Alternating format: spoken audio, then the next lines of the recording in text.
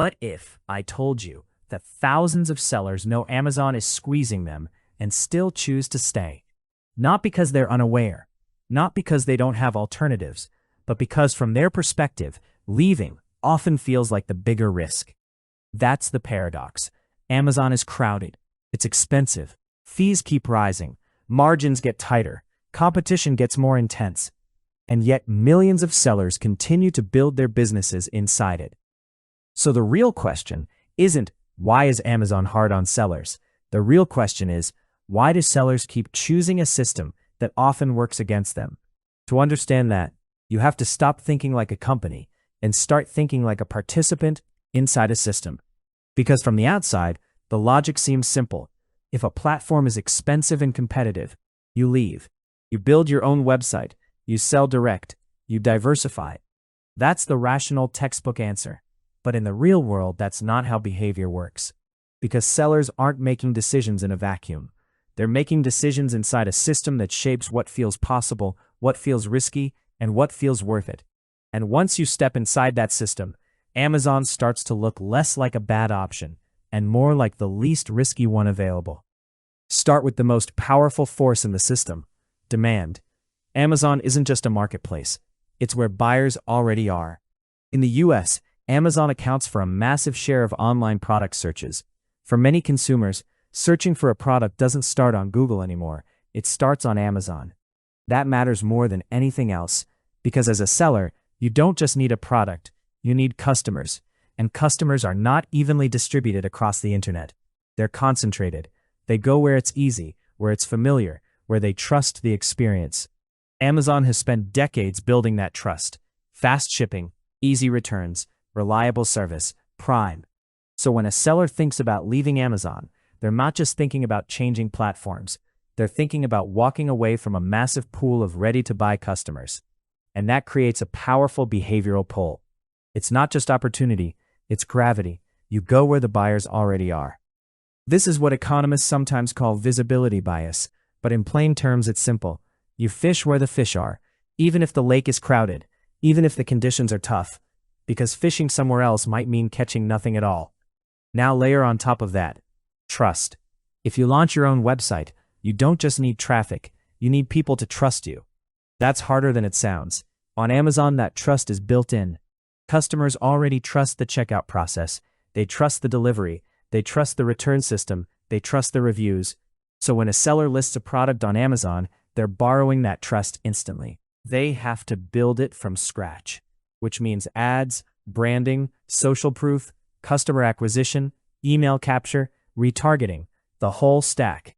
That's expensive, that's slow, and most importantly, it's uncertain. So even if Amazon takes a cut of your margins, it removes a huge amount of friction. And for many sellers, that trade-off feels worth it. You give up some profit, but you gain speed, scale, and conversion. And in business, speed and certainty often win. Now consider switching costs. Let's say you've been selling on Amazon for a few years. You've built listings, you've gathered reviews, you've learned how the ranking system works, you've optimized your pricing, you've invested in ads, you've maybe even moved inventory into Amazon's fulfillment network. At that point, you're not just on Amazon, you're embedded in it. Leaving doesn't just mean starting fresh somewhere else. It means abandoning everything you've already built. All the reviews, all the ranking history, all the optimization, all the learning. And that creates friction, not just financial friction, but psychological friction.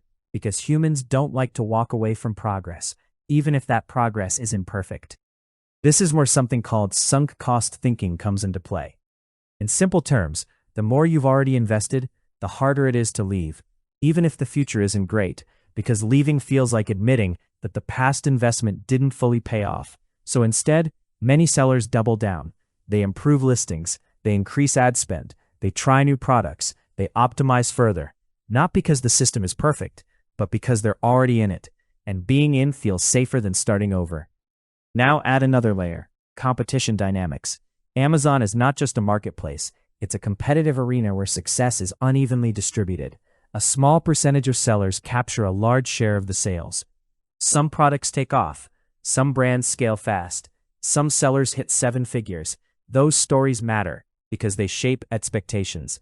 When sellers see others winning, it reinforces the idea that success is possible if you just get it right. Better product, better listing, better ads, better pricing. And that belief keeps people in the game. This is what's often called a winner-take-most dynamic. Not everyone wins, but enough people win big that everyone else keeps trying. It's similar to how people approach competitive markets in general. You don't need everyone to succeed. You just need enough visible success to sustain participation, and Amazon provides that. There are real success stories, real businesses built on the platform, real revenue, which makes the system feel worth pursuing, even when it's tough. Now layer in timing and urgency. Amazon isn't just a steady marketplace. It has peaks: Prime Day, Black Friday, holiday season. These are moments where demand spikes dramatically. And for many sellers, those periods can make or break the year. So even if margins are tight, even if competition is brutal, there's a strong incentive to stay active. Because leaving means missing those demand surges, and missing those surges can feel like missing your biggest opportunity. This creates a kind of fear of missing out, but not in a social sense, in a financial sense. You don't want to be the seller who sat out the biggest sales window of the year. So you stay in, you prepare inventory, you increase ads, you accept tighter margins, because the upside, even if uncertain, still feels worth chasing. Now step back and look at the pattern forming. Sellers are pulled in by demand, they're stabilized by trust, they're anchored by sunk costs, they're motivated by success stories, they're pressured by competition, they're driven by timing. And all of that happens inside a system where Amazon controls the environment. This is why behavior doesn't match the simple just leave logic. Because leaving isn't just a rational calculation. It's a trade-off between two different kinds of risk. Staying means dealing with rising fees, increasing competition, margin pressure, platform dependency.